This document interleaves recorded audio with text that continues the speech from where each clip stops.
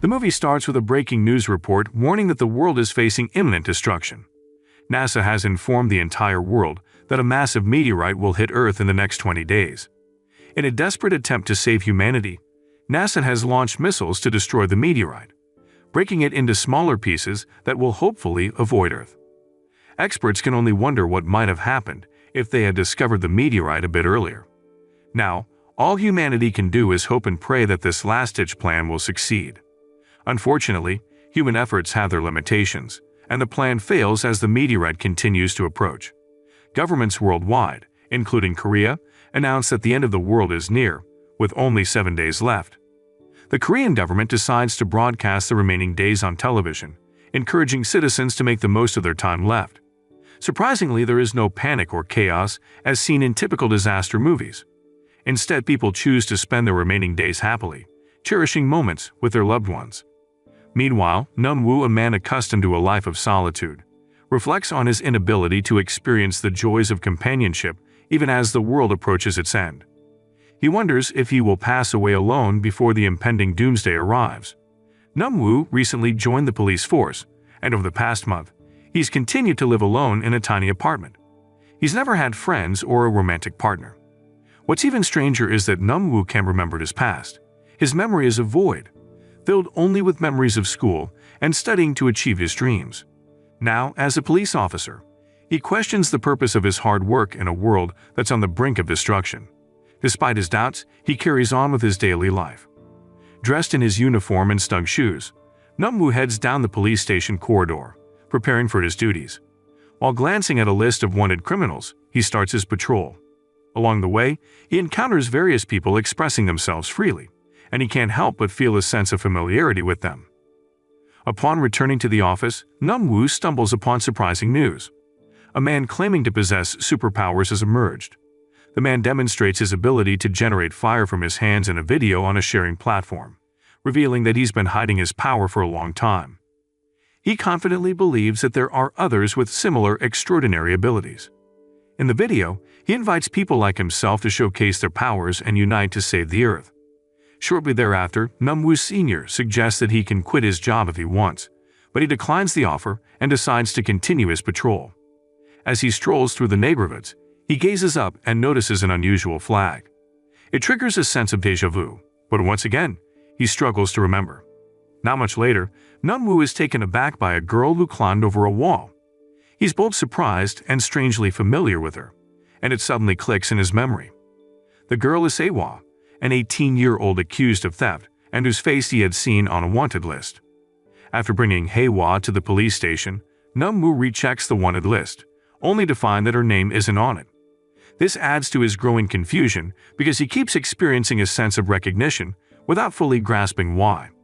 Hae-wha explains that the house she climbed into belongs to her friend, who happens to be one of the superhumans, but her friend wasn't home at the time.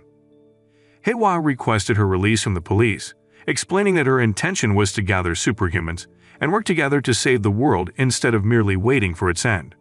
Eventually, Num-woo's senior assigned him to accompany Hae-wha to meet the superhuman, but not at the previous house.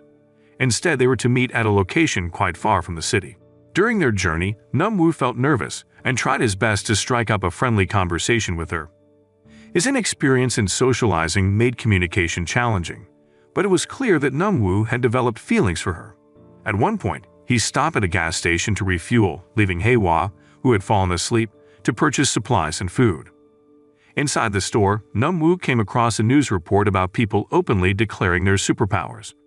An organization had been formed, recruiting superhumans to assist NASA in any way possible, in a last-ditch effort to save humanity. Since there was no storekeeper present, Num-woo left the money for their purchases before departing. Shortly after, Num-woo heard Hae-wha scream from the restroom.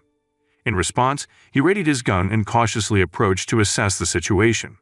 As the toilet door mysteriously moved on its own, Hae-wha urged Num-woo to leave the area immediately. She was confident that she sensed the presence of an invisible superhuman possessing extraordinary abilities. With limited options, Num-woo could only provide a band-aid to tend to Hae-wha's injury. Their journey continued through the countryside and eventually they reached a remote location, still some distance away. They had to proceed on foot, and during this trek, Numwoo's tight shoes caused blisters to form on his feet. As he tended to his blisters, Numwoo inquired about the superhuman they were seeking. Haewha explained that this particular superhuman possessed the power to gauge the strengths of others. Superhumans, she elaborated, fell into two categories: those who were aware of their abilities and those who were not. Her mission was to find the latter group and help them recognize their powers, thus expanding the pool of individuals who could potentially save the world. Continuing their journey, they eventually reached their destination atop a mountain, but the person they sought was nowhere to be found. Haewha checked the food supplies, which were fortunately still fresh, suggesting that the person they were searching for still inhabited the place. Haewha explained that this was Mrs. Yang's training location, the superhuman they had been seeking all along. Haewha believed that Mrs. Young had temporarily left but would return soon. Initially, Numwoo contemplated leaving the house, but Haewha advised him to stay as night was falling. During the night, Numwoo had a dream in which he sat beside Haewha, who sadly told him that they would never meet again. Tears welled up in his eyes as she mentioned the beautiful sky on the final day. Upon waking in the morning, Numwoo saw a news report on television. It revealed that NASA planned to collaborate with superhumans to launch a cutting-edge missile. They aimed to combine the superhuman abilities that defied the laws of physics with NASA's advanced technology to intercept the meteorite.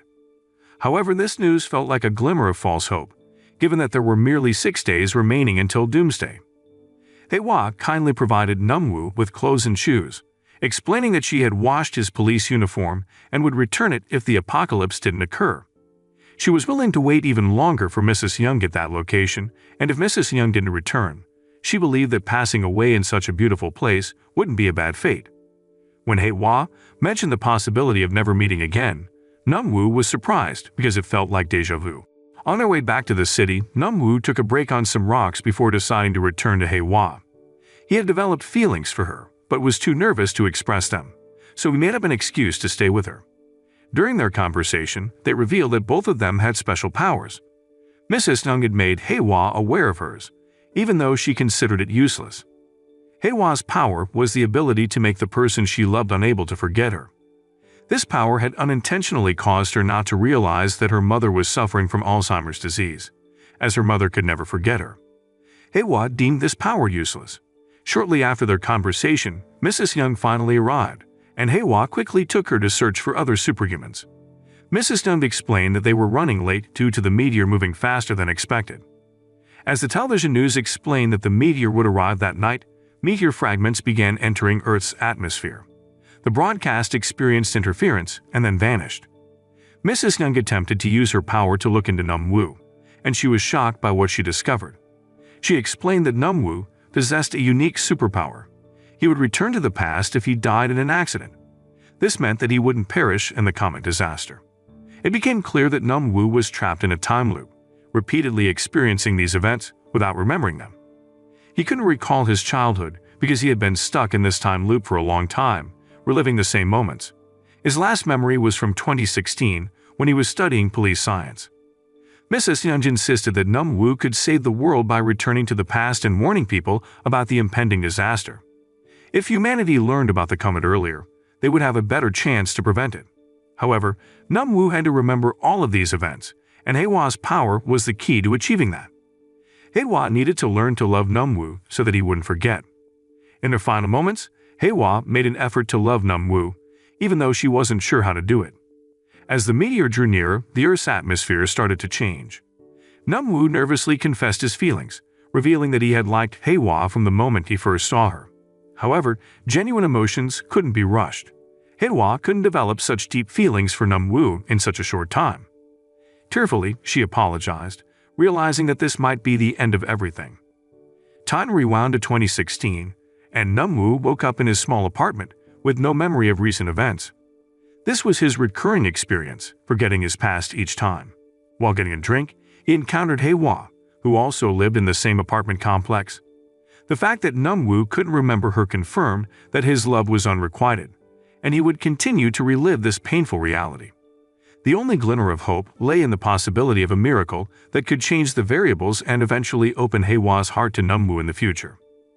Moral lesson from the story: even if you can time travel, love can't be looped or lured like a cat chasing its own tail.